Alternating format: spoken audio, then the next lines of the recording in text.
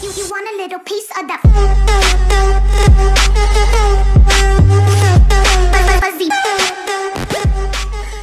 What's up guys, Rolf here. Today I'm going to Call of Duty Black Ops 3 video. And today's video, what I've got for you guys is another Black Ops 3 gameplay multiplayer online here today. And today is obviously taken from the Black Ops 3 live stream the other day. This is going to be on the map Breach. It's a very cool map. I'm not going to talk for long in this video once again guys, just because of the other fact I want to let you guys join and enjoy the video. See the gameplay, see the raw gameplay with the audio and all that sort of good stuff. So anyway guys, thanks so much for watching today's video. I hope you enjoyed. If you did, make sure to hit that like button down below. Subscribe for more daily Call of Duty Advanced Warfare news and gameplay information. Thank you guys for watching. Be sure to see you guys in my next video. We're going to be moving towards the bottom. You'll see there's 3 players from the North American side in and around. They're going to be set up here trying to deal with the aggression that's going to be coming from the European players. Sharp had a player moving underneath him, able to catch him in the backside. There's the hip fire, able to clean one up, tries to turn and burn, able to get 2. And you'll see here, care package going to be ready. Yeah, Sharp's going to have score streaks in. I love the fact, Jay, that we have score streaks back in competitive Call of Duty. I think it was such a great addition during Black Ops 2. It's so much fun. It adds so much to the game. Well, that's the thing, right? It just adds that variety to it. Yeah. So where before, when everybody it was very vanilla, I think. Yeah. And so people were concerned. But I think, as you point out, again, with all the ban and everything that you can do, I think players are going to have a good time. Especially with the score streaks, they're fun to watch. Yeah, and they can change. They can change the dynamic of a map. Yeah, very quickly. It's so much pressure. It builds this pressure. There's so much time left. When are they going to save them for? Are they going to save it for the final hard point? How are they going to use them? It's going to be absolutely a treat to watch. You saw the Vision Pulse coming out there from Jerd. Tell me a little bit about Vision Pulse. Yeah, Vision Pulse is a great thing that allows the player to actually pulse out in the community, out into the map, where you can actually see players in between or behind items. And then you saw the walls. Reaper Psychosis come in, trying to break the hill, throw in those clones, and he's not able to do so. But Jerd really just putting Team EU on his back here at the early stages, Nathan. Well, every single player is positive right now for EU. It's just this North American side can't really get going. Sharp is 6-5 leading the way. Replay struggle a little bit to him. I'm going to hop on McCrim for just a bit here. Player for Optic Gaming, one of the most talented players in the game. You mentioned earlier he has the most tournament wins of anyone. I expect that to continue in Black Ops 3. You see accurate shots coming in there. He finds a second down to the left, not able to pick that up, but you do see he's got a turret working with him here on this left-hand side. And he loves this Vesper SMG. He was telling me pre-game, he's like, this is going to be my go-to gun. You see him just running the hill, take out 2, and just such a high rate of fire. It's going to be great around hills. Oh, absolutely. That, again, you put that weapon in the right person's hand. Yeah. Destruction. And that was, I believe, a War Machine came in and just absolutely destroyed Replays and the War Machine's a favorite of everybody. Yeah, it's good fun. There's nothing about cleaning the hill with that. Yeah, it's always great to see players just bust out the War Machine, take out 2 or 3 in the hill, and it always comes in when you least expect it, right? I mean, Crim's in the hill, he takes out 2, he's probably really excited. Boom, you hear that. Well, but again, too, like knowing when that's going to happen, you don't know when it's going to happen. So as a player, your senses are, okay, who's controlling what door, who's looking at a particular angle to really make sure that doesn't happen. Yeah, and I like that there's balance to it. Does it seem like this one-shot explosive weapon is overpowered to some degree? But then when you don't carry it over, like Black Ops 2, let's say you had ammo left, you carry that over into the next spawn. Now, I mean, depending on the timing, if you pick a poor time to bust this out and you get shot and cleaned up, it's gone. It's wiped. So really, there's a lot of strategy of when to properly use these, and you've seen some really good use of it thus far in this series. And I think players will get into a flow with that, right? And again, like you said, it's still a little bit early on. So I think, what we're seeing now today versus what we'll see in the first qualifier, you're going to see a big difference. Yeah, very different, I think. By the time you see the Purifier coming in there, all right. I believe that was Crim coming in behind Sharp using it.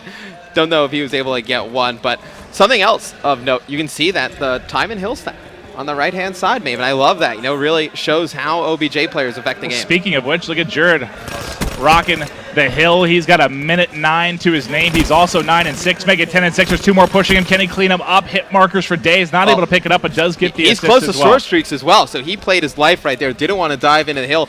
He has his ability. He has Vision Pulse. He gets score streaks as well. Jerd is going to be a force to be reckoned with. And there's another assist. He did get his first score streak. He's ready to go. You see he's going to just keep running around the hill, just taking players out, having a fantastic game. And you see on the scoreboard, nobody from Team NA going near the hill. You can blatantly see that now. Sharp's only got 6 seconds in the hill. Replays the OBJ player just hit 10. So Study doing a brunt of the OBJ work, and you can see it's really affected him. 5 and 16. So hard being a Slayer and then being thrown into the hill. Yeah, no, that's not where you want to be. No, those Hey players. guys, I need some help. Where's everybody? Yeah, you got to imagine Study. He's question where his teammates are. Hello. And this is what we kind of wondered a little bit, because you have who's going to be a little overconfident coming into this. Obviously, the North American side, they're just going to run around a little more individually, just try to rack up as many kills as they can, and still think they can get the W. Whereas if you're the underdogs inside the European All-Stars, they're banding together. They're playing much more as a team, and they're absolutely crushing right now. They're up 107 points. And you see a player like Broken, who's been over the course of Call of Duty, standstill AR Slayer.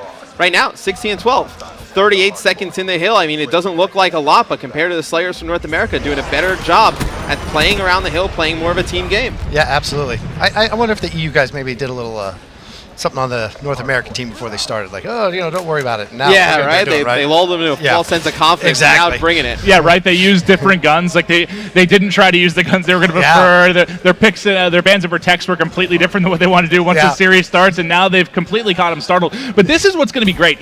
We've talked about in the past the different play styles we get between European players, Australian players, and North America. I just feel like there's so many more additions to this game that these play style differences are really going to come even more obvious. And when you work your way towards champs, that is going to be one of the most exciting events of all time. I cannot wait. Well, again, it goes with the depth, right, of the strategy that's going to be involved here. When you look at all the different weapons and the new systems that have in Black Ops 3, I think as the players get a little bit more accustomed to how it works and what you're playing against, you start playing against the other teams, you're going to know exactly what their strengths and weaknesses are. Yeah, we're going to see meta develop over the course of regions, months. I mean, something like Reaper Psychosis, where you say, maybe it's not that good in Search and Destroy. Maybe there's, an Australian or a European team out there that they have a pretty good strategy on way to use it on an offensive and defensive rounds. And I mean, we've seen over the course of history, one round can sway a game pretty quick. And you see right there, Krim with the Purifier.